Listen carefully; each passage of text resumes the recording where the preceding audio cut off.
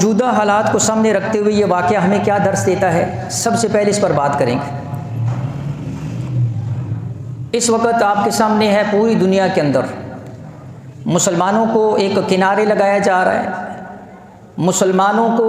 ہر اعتبار سے مغلوب کیا جا رہا ہے۔ جہاں پر ان کا بس چلتا ہے وہ پوری کوشش کرتے ہیں، کسی جگہ ان کا بس نہیں چلتا، لیکن سارا کفر، سارا باطل، سب کی یہ خواہش ہے کہ مسلمانوں کا دنیا سے وجود مٹا دیا جائے، اور اس کے لیے وہ ساری کی ساری اپنی کوششیں جدوجہد جاری رکھے ہوئے ہیں۔ آپ کے سامنے تازہ ترین اس وقت غزہ کے مسلمان، فلسطین، شام، یہ سارے کے سارے مسلمانوں کی حالت ہے۔ ان حالات کو سامنے رکھتے ہوئے اگر ہم معراج کو اس نظر سے دیکھیں تو پھر آپ کو سفر معراج کا پس منظر سامنے رکھنا ہوگا کہ حضور صلی اللہ علیہ وآلہ وسلم نے مکہ میں توحید کی صدا بلند کی، مکہ کے اندر حضور نے دعوت کا آغاز کیا، تو اس دعوت کے آغاز کرتے ہی وہی سارے کافر جو حضور کو صادق اور امین کہتے تھے، وہی کافر جو حضور علیہ الصلوۃ والسلام سے اپنے فیصلے کرواتے تھے، وہی کافر جو حضور علیہ الصلوۃ والسلام کو سب سے سچا کہتے تھے، وہ سارے کے سارے مخالف ہو گئے، اپنے پرائے سب دشمن ہو گئے۔ کسی نے بھی اس حق کی صدا کو لینے کی بجائے مخالفت شروع کر دی۔ مکہ سارا مخالف ہو گیا، اور ہر آنے والا دن پچھلے دن سے زیادہ مشقت اور تکلیف کو لے کر آتا تھا۔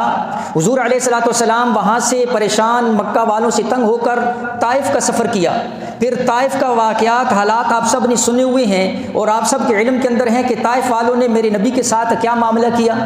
اس ساری اذیتوں کو، مشقتوں کو، تکلیفوں کو اپنے ذہن کے اندر تھوڑا سا تصور کے اندر لاؤ۔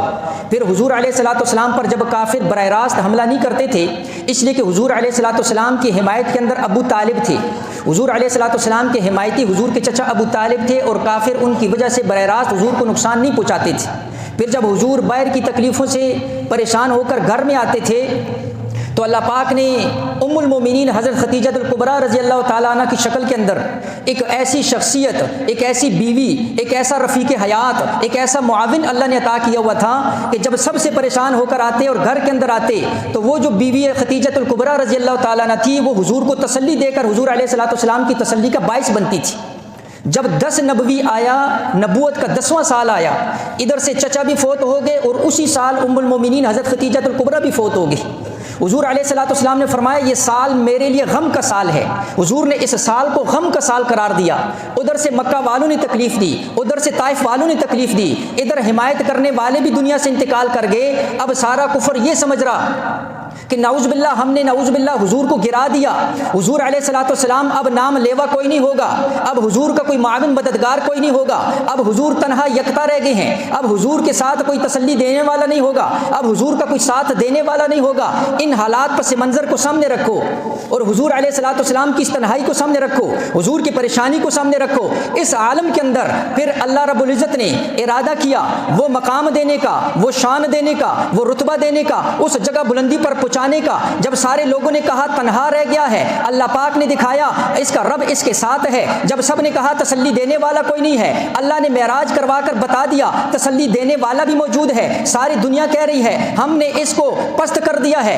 اللہ نے معراج دے کر فرما دیا میں نے اس کو عزتوں کی بلندی پر پہنچا دیا ہے۔ ساری دنیا نے کہا ہم نے اس کو گرا دیا ہے، اللہ نے عرشوں پر اٹھا کر بتا دیا۔ جب اللہ اٹھانا چاہیں، جب اللہ عزت دینا چاہیں، جب اللہ مقام دینا چاہیں، جب اللہ بلندیاں دینا چاہیں، ساری دنیا مل جائے، ساری دنیا کا کفر مل جائے، ساری دنیا کا باطل مل جائے، ساری دنیا کی طاقتیں مل جائیں، ساری دنیا کی فوج مل جائے، ساری دنیا کی حکومتیں مل جائیں، ساری دنیا کا اسلحہ مل جائے، اللہ عزت دینا چاہے، کوئی بال بیکا نہیں کر سکتا ہے، کوئی کسی کو ذلت دے نہیں سکتا ہے۔ اللہ نے عزتوں کا ارادہ کیا۔ اس حالات کے اندر اللہ پاک نے معراج کروا کر بتا دیا اے محمد صلی اللہ علیہ وآلہ وسلم ساری دنیا تجھے تنہا چھوڑ دے، تیرا رب تجھے کبھی تنہا نہیں چھوڑے گا۔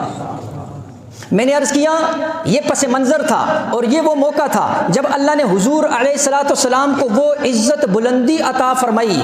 جہاں پر جبرائیل پیچھے سدرۃ المنتہا پر، صحیح بخاری کی روایت کے اندر آتا ہے جبرائیل علیہ السلام نے کہا حضور اس سے آگے اب ایک قدم بھی نہیں اٹھا سکتا، اگر ایک قدم بھی اٹھایا جل کر راکھ ہو جاؤں گا، اس کے بعد اگر کسی کا مقام ہے آپ ہی جا سکتے ہیں، نہ پہلے کوئی گیا ہے نہ اس کے بعد کوئی جائے گا، اگر کوئی گیا ہے اے حضور یہ تیری شان ہے، اللہ نے تجھے سدرۃ المنتہا سے اوپر جو ہے مقام عطا فرمایا ہوا ہے۔ لہٰذا میں نے عرض کیا یہ وہ سبق اور درس ہے. سارا کفر اکٹھا ہو جائے، سارا باطل اکٹھا ہو جائے، لیکن جب اللہ عزت دینا چاہے سفر معراج سے پتہ چلتا ہے. اس لیے علماء نے لکھا، سیرت کی کتابوں کے اندر اپنی طرف سے نہیں کہہ رہا، فرمایا یہ معراج کا سفر اطمینان کے لیے ہے، یہ تسلی کے لیے ہے، یہ دل کی تسلی کے لیے ہے کہ جب اللہ ساتھ ہو جائے، ساری دنیا مخالف ہو جائے، اللہ عزت دینا چاہے، سارے گرانا چاہیں، جس کو اللہ عزت دے گا اس کو کوئی ذلیل نہیں کر سکتا، جس کو اللہ عزت دے گا اس کو کوئی بے عزت نہیں کر سکتا. لہٰذا سفر معراج کا پہلا سبق میرے اور آپ کے لیے یہ تسلی کا سامان